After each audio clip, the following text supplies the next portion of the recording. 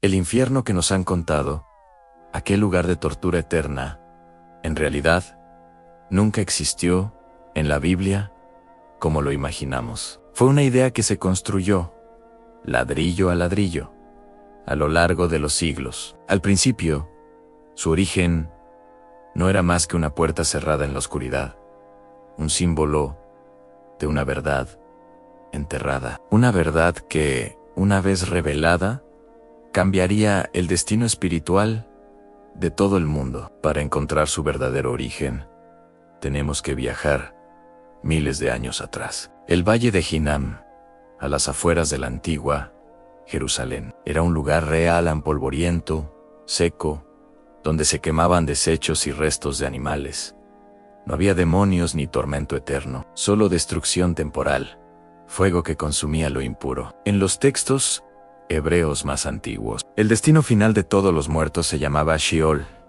Imagina un lugar silencioso, sin castigos, una especie de sueño profundo, donde todos, justos y malvados, descansaban por igual. No era un reino de sufrimiento, sino de sombra. No era agonía, sino una paz vacía. Pero las culturas nunca viven aisladas. Tras el exilio en Babilonia, el pueblo judío entró en contacto con las ideas persas. De ellas absorbieron conceptos nuevos: el fuego purificador, el juicio final y la posibilidad de una separación moral más allá de la muerte. Poco a poco, el antiguo Sheol empezó a dividirse. Ya no todos compartían el mismo destino. El fuego comenzó a adquirir un simbolismo más profundo.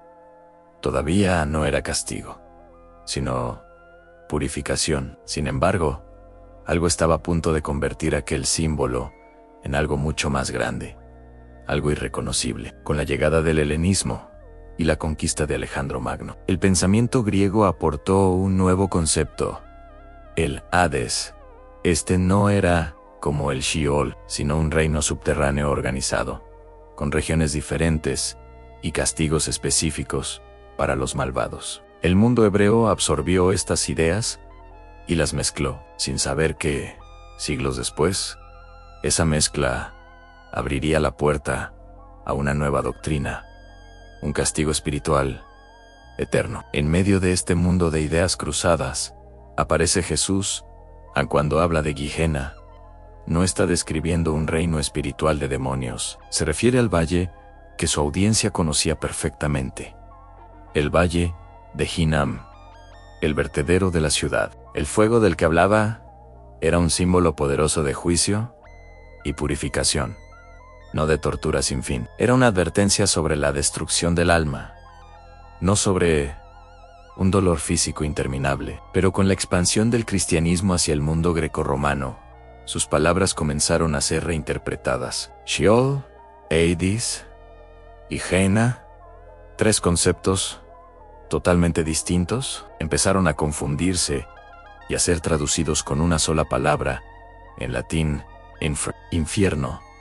Así nació el error, que transformaría la fe occidental. Lo que eran un lugar de reposo, un reino mitológico y un vertedero físico, se fundieron en una sola idea aterradora. Décadas después, cuando la joven iglesia cristiana buscaba consolidar su identidad y autoridad, surgió un hombre que cambiaría la historia para siempre en Tertuliano. Influido por el derecho romano y la filosofía helenística, este pensador del siglo II fue el primero en fusionar oficialmente estos tres conceptos en uno solo: un castigo eterno después de la muerte. Por primera vez, alguien afirmaba de forma explícita que el tormento de los condenados sería interminable. Esta idea no provenía de Jesús, ni de los profetas del Antiguo Testamento. Era una construcción filosófica, una innovación teológica. La iglesia primitiva tomó esta idea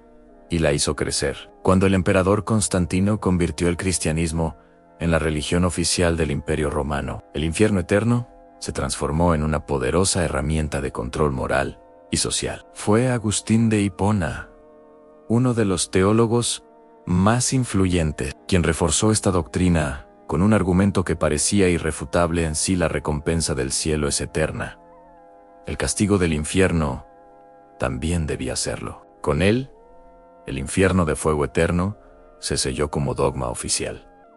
A partir de ahí, las imágenes hicieron el resto. Las iglesias de la Europa medieval se llenaron de frescos, esculturas y sermones aterradores que representaban los horrores del infierno. El pueblo, en su mayo, ría analfabeto, vivía atrapado entre dos miedos constantes: las tragedias de la vida presente y la amenaza del castigo eterno en el futuro. El infierno se volvió un negocio. La venta de indulgencias, que prometían reducir el tiempo en el purgatorio, se convirtió en una fuente de ingresos masiva para la Iglesia. La Inquisición lo utilizó como la máxima amenaza para arrancar confesiones, justificando la tortura en la tierra para salvar las almas de un tormento infinitamente peor. Y durante la era de la colonización, este infierno se exportó a continentes enteros como una herramienta de evangelización y sometimiento cultural. Pero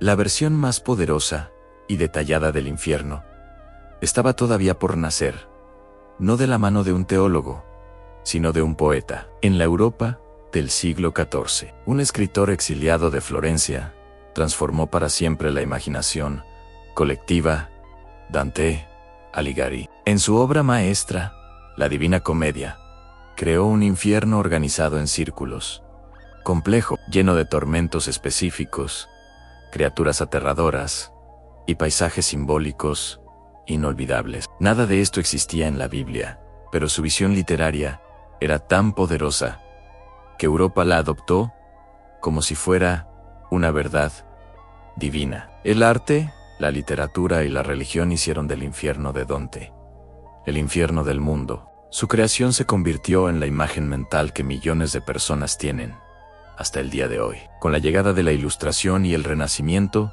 la ciencia y la razón comenzaron a deshacer siglos de sombras. Los estudios modernos del hebreo y el griego antiguo demostraron lo que sospechaban algunos eruditos: que las palabras Sheol, Hades y Gehenna nunca significaron infierno, ni describieron un lugar de castigo eterno. Se descubrió que las traducciones medievales habían mezclado conceptos diferentes, creando una sola idea donde originalmente no existía.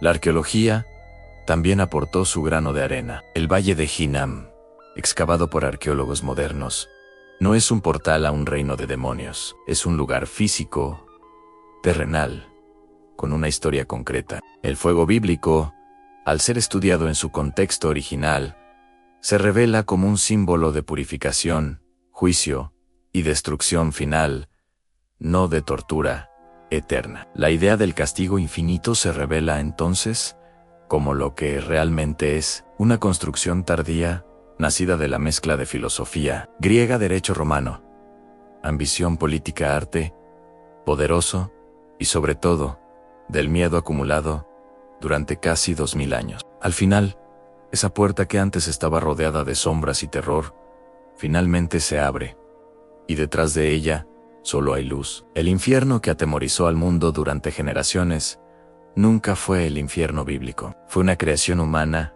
que evolucionó, se transformó y dominó culturas enteras con su poder. La verdad, finalmente, queda al descubierto. La espiritualidad original de aquellos textos no estaba hecha de miedo, sino de esperanza. Gracias por acompañarme en este viaje. Si te ha parecido interesante, no olvides suscribirte y activar las notificaciones para no perderte nuestros próximos videos.